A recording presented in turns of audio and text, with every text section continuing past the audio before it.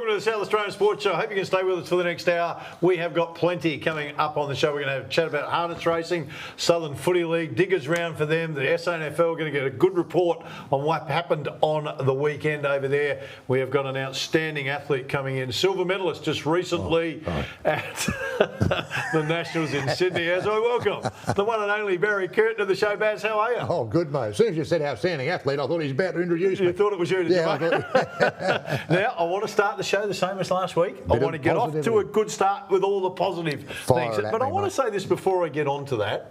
I tried to look up a whole lot of stuff the last couple of days to come in. So I went to probably 12 or 15 different sporting websites to get the news, what other people do, plus what we saw on the weekend.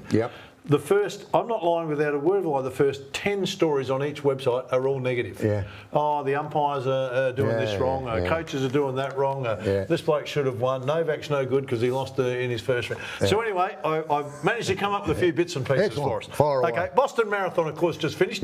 28,000 runners in the Boston Marathon. There were 44 Ukrainian runners that registered, but only 11 ran in it. Obviously, some couldn't get here with the atrocities that are going on at the moment. But the 11 that ran all finished. Great. And afterwards they asked one of the athletes about finishing, what was going through your mind. His quote was, when it was really tough, I tried not to give up and tried pushing. Kind of a fight within myself, the way the Ukrainians are fighting against the Russians right now. Oh, wow. And you go, you know, in the middle of the marathon when it starts to get hard, you're thinking, I've done the training. These people are thinking about what's happening in their country. And I just thought it was a great story. The war, certainly the exact opposite of a great story, but the way the Ukrainians have just banded together and people are supporting them at the moment is a great story. So you're talking about 11 of them, of what, how many nominated? 22? 44. Oh, Ukrainian? Yep, and only 11 got to the line for obviously various reasons. So you don't reckon the other 33 did 33 asylum seekers? Yeah, well, didn't make it. Or didn't make it. Didn't make it. Okay. So, Ash Barty has announced what she's going to be doing.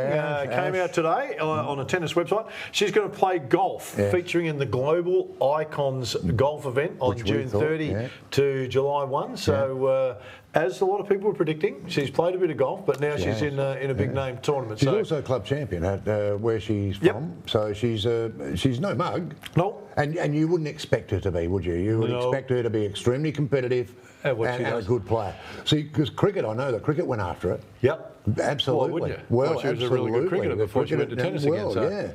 And imagine the profile she'd give cricket. There you go. Well, it's the same with the golf now. Although Australia's got some terrific women golfers. Yep. They really have. You know, and I can rattle a few off. Minjee Lee, Hannah Green, Sarah Kemp. There's some great players. I think Steph Kurioku. some great players out there. Throw Ash Barty in there. I was about to say that, but whatever sport Ash went to, there was going to be a huge profile. If Ash Barty came and played AFLW for the first few weeks, it's like Usain Bolt coming to play soccer. You know, you're going to draw a big crowd because they're champions. You want to see if they can cross over into that. Okay, a couple of other good ones. She wouldn't do this, mate, by the way. She wouldn't do this unless she knows well, we know she can. We know she's good because she's already won a thing at her club. So we know she can play. You're going to have to be better than your club, but I have no doubts that someone like Ash Barty could succeed. All right, the under-18 state girls, of course, took care of Vic Country on the weekend, so they've got to beat the Allies now on the weekend, and they've got a clean sheet. They win everything, so they were good for us. Now, Tyler Wright wins her first maiden Bells Beach crown, surfing, of course, the World Surf League after beating Hawaii's Carissa Moore. Now, the interesting part with Tyler Wright was 2018 and 19, she had to stop surfing because she'd had an illness that impacted on her.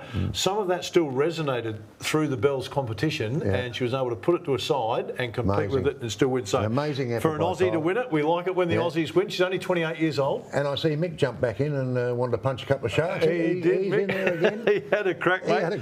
Well, Callan Robson, who's an Aussie, finished second. The Brazilian got him just at the post. So we had a couple of Aussies in the surfing that did really well. So there's been a fair bit happening for us that's good news. We're going to talk about the Crows and the Power in the second part of the show because we want to get off with the good news. So there's a 50-50 there. Yeah, well, the Crows were pretty good news. Crows were really good news. That was a good win actually, over the Port, Tigers. It wasn't all doom and gloom for Port. It wasn't what we thought it was going to be, but we gave a fairly good head start, mate. Hey, look, we're off and running, and we've got a fair bit to get through. We need to get over to Millie Waters for the news. Millie, what have you got for us? Thanks, guys. Yes, well, from surfing comebacks to power outages, it sure has been a week in sport. So let's jump into it. The Port Adelaide Women's Football Club is delighted to announce that Lauren Arnell will lead the club as head coach into the 2023 AFLW season. Arnell, who played 5 seasons of AFLW for Carlton and Brisbane, has been the head coach of Brisbane Lions Academy since 2020.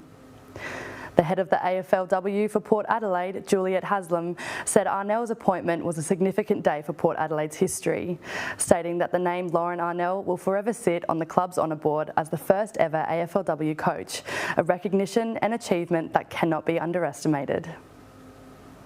Arnell was awarded the AFL Coaching Scholarship in 2019, who is both humbled and excited to be Port Adelaide's inaugural AFLW coach.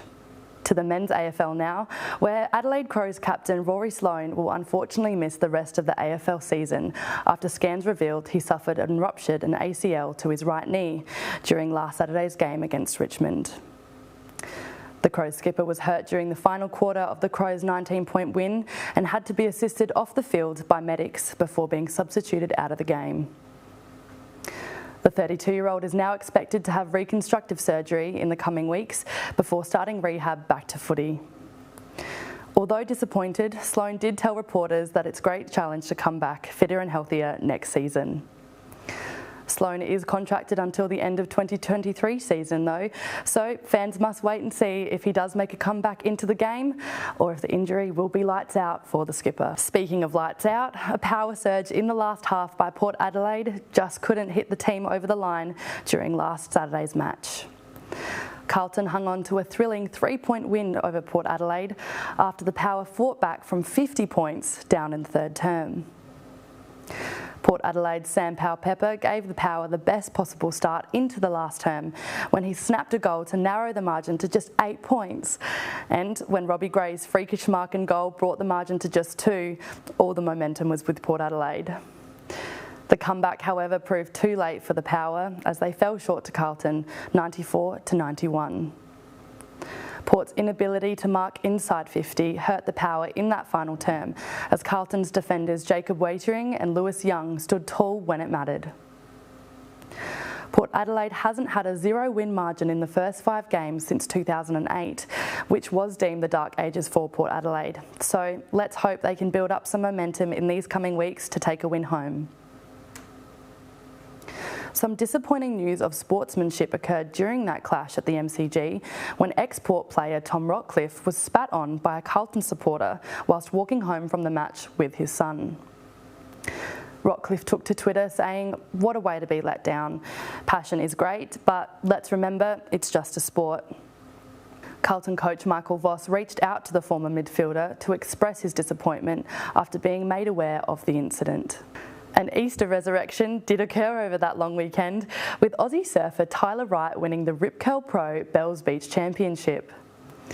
The 28-year-old scored a heat total of 16.93, beating Hawaii's Carissa Moore 10.57.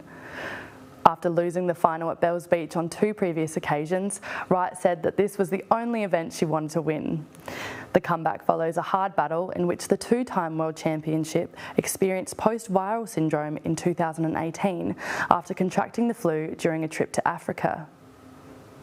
Wright stated that although she has won world titles before, the Bells Beach win beats them all. Fellow Australian Callan Robson lost the men's final to Brazilian Felipe Toledo with a final score of 14.74 to Robson's 12.94.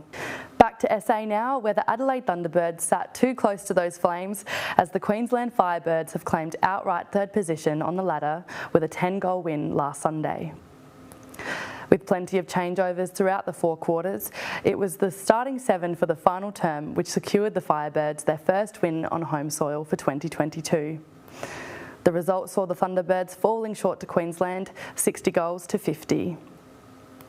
The Thunderbirds will need to secure a win in the upcoming matches if they want to stay in reach of claiming that top spot or even just the top 4. That is all the news I have for you this week. I'm Millie Walters and we'll be right back for more on the SA Sports Show.